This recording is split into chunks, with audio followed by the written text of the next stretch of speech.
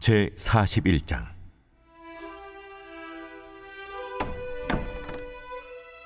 일곱째 달에 왕의 종친 엘리사마의 손자요 느다냐의 아들로서 왕의 장관인 이스마엘이 10사람과 함께 미스바로 가서 아히감의 아들 그다랴에게 이르러 미스바에서 함께 떡을 먹다가 느다냐의 아들 이스마엘과 그와 함께 있던 10사람이 일어나서 바벨론의 왕의 그 땅을 위임했던 사반의 손자 아히감의 아들 그다랴를 칼로 쳐 죽였고, 이스마엘이 또 미스바에서 그다랴와 함께 있던 모든 유다 사람과 거기에 있는 갈대아 군사를 죽였더라. 그가 그다랴를 죽인 지 이틀이 되었어도 이를 아는 사람이 없었더라. 그때 사람 80명이 자기들의 수염을 깎고 옷을 찢고 몸에 상처를 내고 손에 소재물과 유향을 가지고 세겜과 실로와 사마리아로부터 와서 여호와의 성전으로 나아가려 한지라. 느다냐의 아들 이스마엘이 그들을 영접하러 미스바에서 나와 울면서 가다가 그들을 만나 아히감의 아들 그다랴에게로 가자. 그들이 성읍 중앙에 이를 때에 느다냐의 아들 이스마엘이 자기와 함께 있던 사람들과 더불어 그들을 죽여 구덩이 가운데에 던지니라. 그 중에 10사람은 이스마엘에게 이르기를 우리가 밀과 포니와 기름과 꿀을 밭에 감추었으니 우리를 죽이지 말라 하니 그가 그치고 그들을 그의 형제와 마찬가지로 죽이지 아니하였더라. 이스마엘이 그다랴에게 속한 사람들을 죽이고 그 시체를 던진 구덩이는 아사 왕이 이스라엘의 바하사 왕을 두려워하여 봤던 것이라. 느다냐의 아들 이스마엘이 그가 쳐 죽인 사람들의 시체를 거기에 채우고 미스바에 남아있는 왕의 딸들과 모든 백성 곧 사령관 느부사라단이 아히감의 아들 그다랴에게 위임하였던 바 미스바에 남아있는 모든 백성을 이스마엘이 사로잡되 곧 느다냐의 아들 이스마엘이 그들을 사로잡고 암몬 자손에게로 가려고 떠나니라.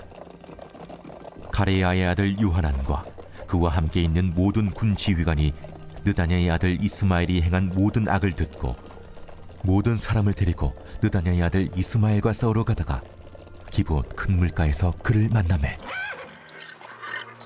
이스마엘과 함께 있던 모든 백성이 가레야의 아들 요하난과 그와 함께 있던 모든 군 지휘관을 보고 기뻐한지라. 이에 미스바에서 이스마엘이 사로잡은 그 모든 백성이 돌이켜 가레야의 아들 요하난에게로 돌아가니 느다냐의 아들 이스마엘이 8사람과 함께 요하난을 피하여 암몬 자손에게로 가니라. 가레야의 아들 요하난과 그와 함께 있던 모든 군 지휘관이 느다냐의 아들 이스마엘이 아히감의 아들 그다랴를 죽이고 미스바에서 잡아간 모든 남은 백성 곧 군사와 여자와 유아와 내시를 기브온에서 빼앗아 가지고 돌아와서 애굽으로 가려고 떠나 베들레헴 근처에 있는 게롯 기맘에 머물렀으니 이는 느다냐의 아들 이스마엘이 바벨론의 왕이 그 땅을 위임한 아히감의 아들 그다랴를 죽였으므로 그들이 갈대아 사람을 두려워함이었더라.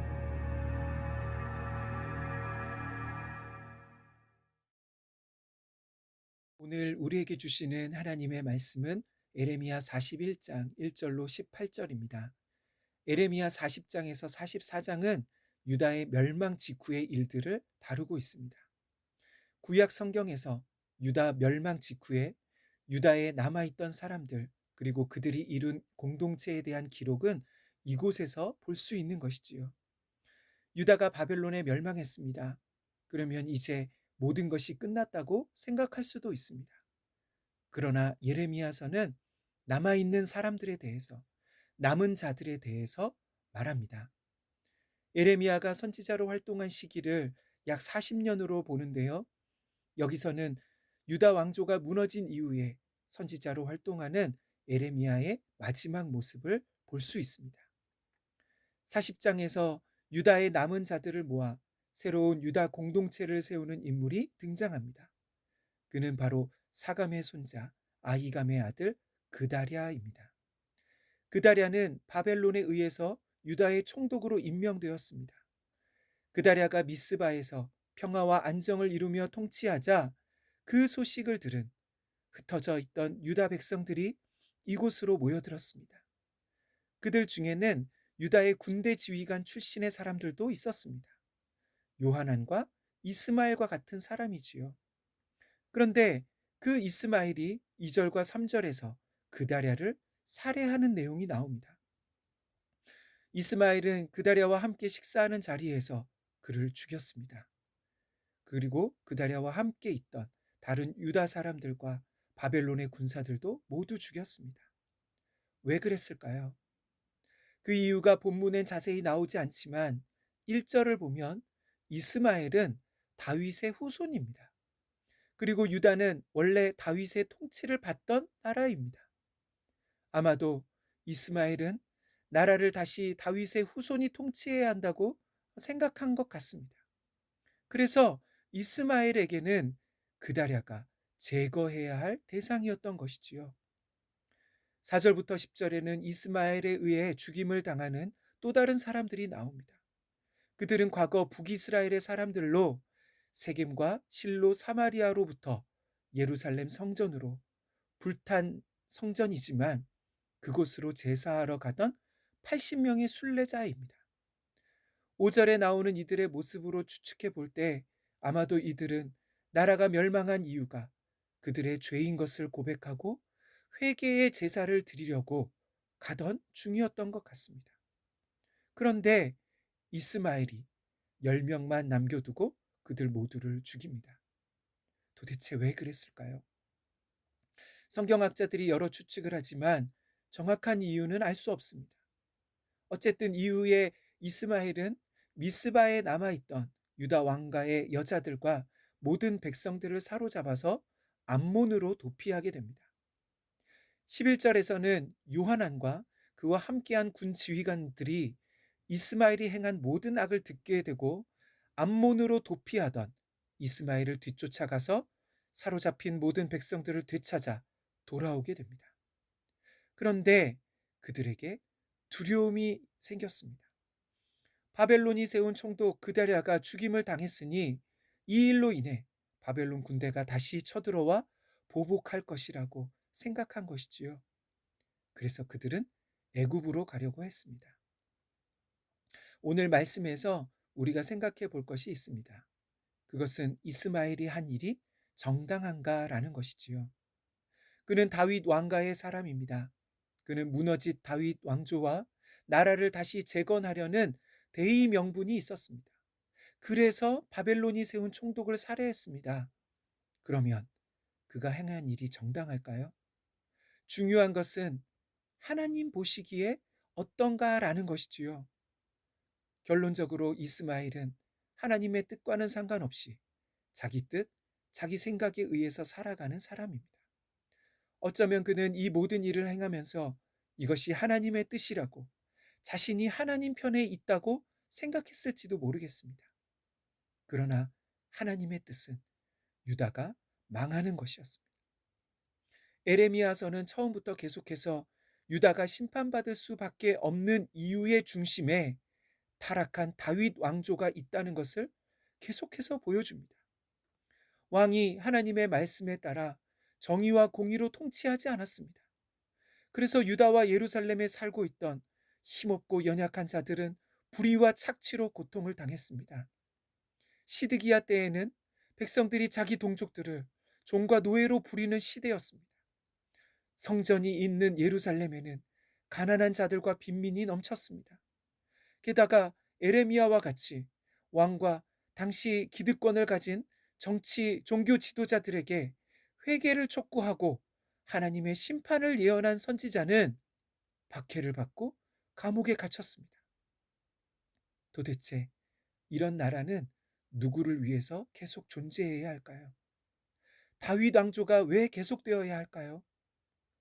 그래서 결국 하나님께서는 심판의 매를 드셨습니다. 이것이 유다가 망한 이유인 것이지요. 그러면 어떻게 해야 될까요? 이제라도 나라는 망했지만 하나님의 뜻이 무엇인지, 어디서부터 잘못되었는지 돌아봐야 하는 것이지요. 그래야 이제부터 어떻게 해야 할지, 무엇을 해야 할지, 그래서 어떻게 다시 회복될 수 있는지 알 수 있는 것이지요. 그런데 이스마엘은 자기 뜻대로, 자기 힘과 방법대로 살아가는 사람이었습니다. 그래서입니다. 하나님의 나라는 이스마엘과 같이 사람의 힘과 방법, 세력으로 세워지는 것이 아닙니다. 그는 나라의 회복이라는, 다윗 왕조의 재건이라는 대의 명분은 있었을지 모르지만 그의 방법과 수단은 하나님과 상관이 없었습니다. 이스마엘 같은 사람은 하나님의 뜻보다 자기 뜻, 자기 생각에 매여 살아가는 사람입니다. 마치 그는 과거의 인간적인 전통과 구습에 매여서 하나님의 뜻과 계획은 받아들이지 못하는 사람인 것이지요. 이런 사람은 자기 생각이 가장 옳기 때문에 거짓과 속임, 살인이라는 죄도 합리화가 됩니다. 결국 이 한 사람으로 인해 새롭게 회복의 희망을 꿈꾸던 유다 공동체는 더 큰 어려움에 처하게 되었습니다. 은혜가 풍성하신 하나님 아버지, 하나님의 나라는 사람의 힘과 방법으로 세워지는 것이 아님을 보게 됩니다. 주님, 하나님 나라와 뜻을 위한다고 하면서, 하나님의 뜻이라고 하면서 우리 안에 거짓과 속임, 야망과 미움, 복수와 같은 죄를 합리화하지 않게 하옵소서. 나 한 사람으로 인해 공동체를 더욱 어렵게 하는 것이 아니라 나로 인해 많은 사람들이 회복되고 살아나는 그런 인생 살게 하옵소서. 예수님의 이름으로 기도하옵나이다. 아멘. 함께 기도할 제목입니다. 첫째, 그다랴와 같이 공동체의 평화와 안정을 위해 겸손히 희생하는 마음을 주옵소서. 두 번째, 아무리 좋은 계획과 일이라도 먼저 하나님의 뜻을 구하며 기다리는 마음을 주옵소서. 마지막으로 한 주간 다시 세상으로 일상의 삶을 살아가는 모든 산돌의 권속들이 주님과 함께 부활의 능력과 소망으로 살게 하옵소서. 함께 기도하겠습니다.